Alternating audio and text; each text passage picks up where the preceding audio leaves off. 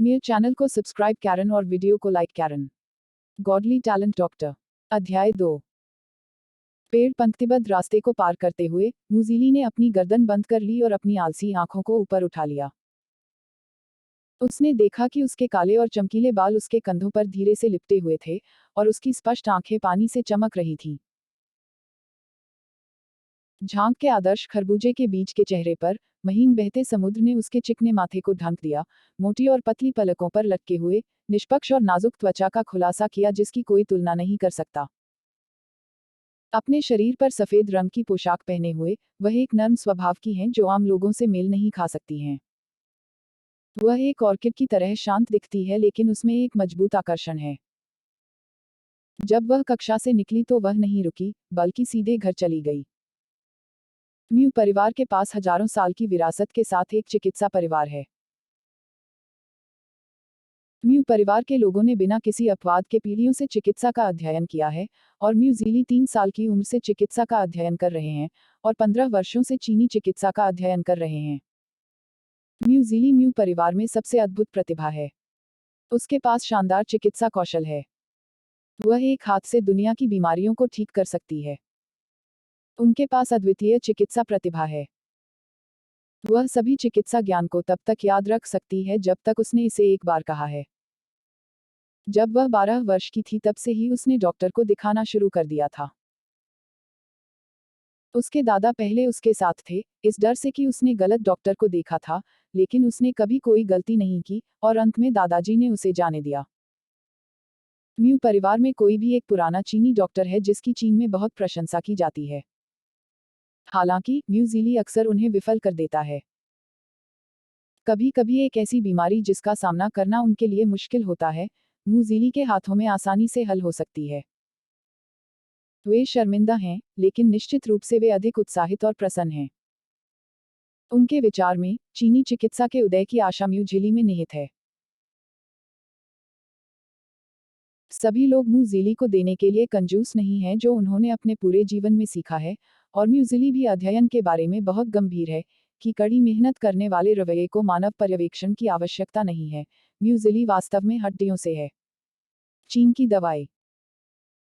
ऐसे चिकित्सा परिवार में पली बड़ी, वह पैदा होने के बाद से चीनी दवा को सूंघती रही है और चीनी दवा के लिए एक अकथनीय प्रेम है। यह कहना बेहतर है कि वांग फैन की 100 परिवारों के नेता हैं, यह कहना बेहतर है कि मू झिली 100 परिवारों के नेता हैं। मू झिली के बारे में उसे जो सबसे ज्यादा पसंद है, वह है दूसरे लोगों की असहाय बीमारियों का अध्ययन करना और उच्च कठिनाई को चुनौती देना उसका शौक है। लेकिन वह भी एक कम महत्वपूर्ण व्यक्ति है, नहीं तो अब सभी को पता होना चाहिए कि म्यू झिली एक प्रतिभाशाली डॉक्टर है। जैसे ही म्यू झिली घर आई, उसने देखा कि हॉल लोगों से भरा हुआ है। करीब से निरीक्षण करने पर म्यू झिली ने पहचाना कि एक हाथ में पेनेंट वाला अधेड़ उम्र का आदमी वह नहीं था जिसका उसने कल इलाज किया था। जीनियस डॉक्टर, आप आखिरकार वापस आ गए। लिन कियांग ने म्यू झिली को देखकर लगभग आंसू बहाए। वह म्यू झिली के सामने चला और यह कहते हुए घुटने टेक दिए कि उस आदमी के घुटनों के नीचे सोना है, लेकिन उसने बिल्कुल भी परवाह नहीं की। डॉक्टर, मुझे बचाने और हमारे परिवार को बचाने के लिए धन्यवाद। म्यू झिली ने लिन कियांग के व्यवहार को देखा और जल्दी से उसकी मदद की। यह सिर्फ हाथ की बात है, तुम बहुत विनम्र हो।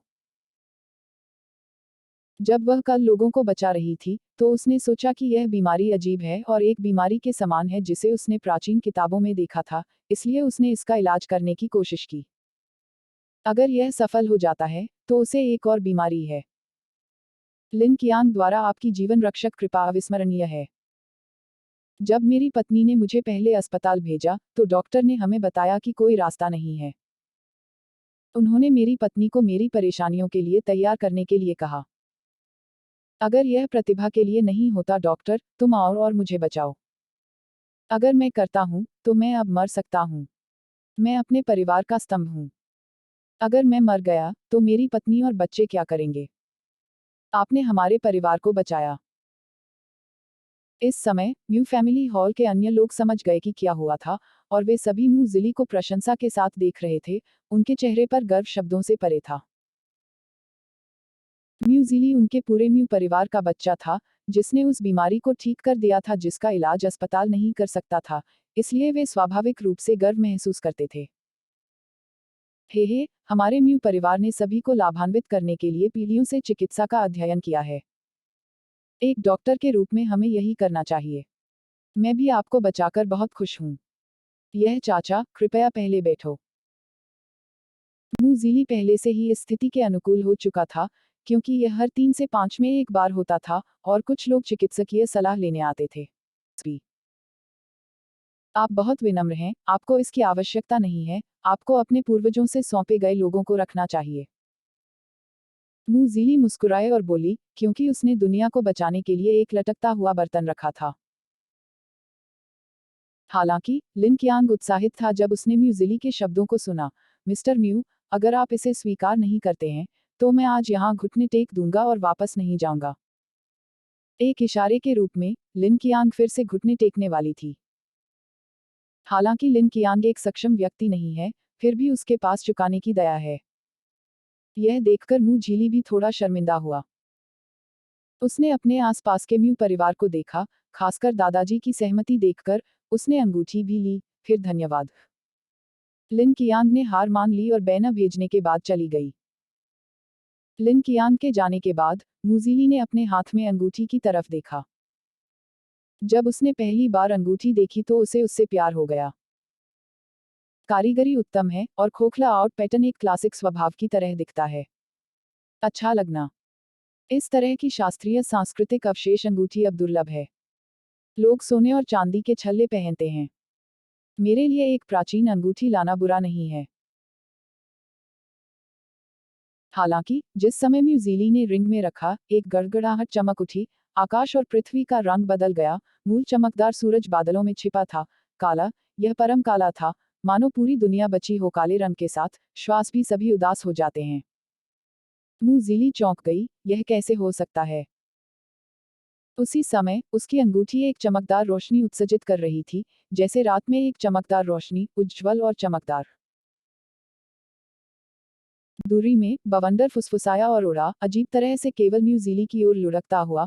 म्यूज़ीली जल्दी से बचना चाहता था, लेकिन उसके हाथ की अंगूठी उसे बवंडर के केंद्र तक ले जाने के लिए अनंत ऊर्जा का उत्सर्जन करती है। चिंतित म्यूज़ीली ने जल्दी से अंगूठी उतार दी, लेकिन अंगूठी उसके हाथ का हिस्सा लग रही थी। वह इसे उतार नहीं सकती थी, चाहे वह इसे कैसे भी उतार ले, और उसने म्यूज़ीली को सीधे बवंडर में ले लिया।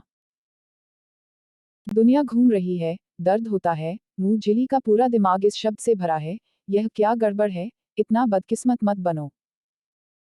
मूंगझिली रोया, और सभी ने आकाश में एक बवंडर को उड़ते देखा, फिर गायब हो गया। यह एक अजीबोगरीब प्राकृतिक परिदृश्य था, जिसे हुआक्सिया लोगों द्वारा रिकॉर्ड किया गया था, और प्रतिभाशाली डॉक्टर म्यूज़ीली हुआक्सिया की दुनिया में गायब हो गए। Luo Tianqing, new mention.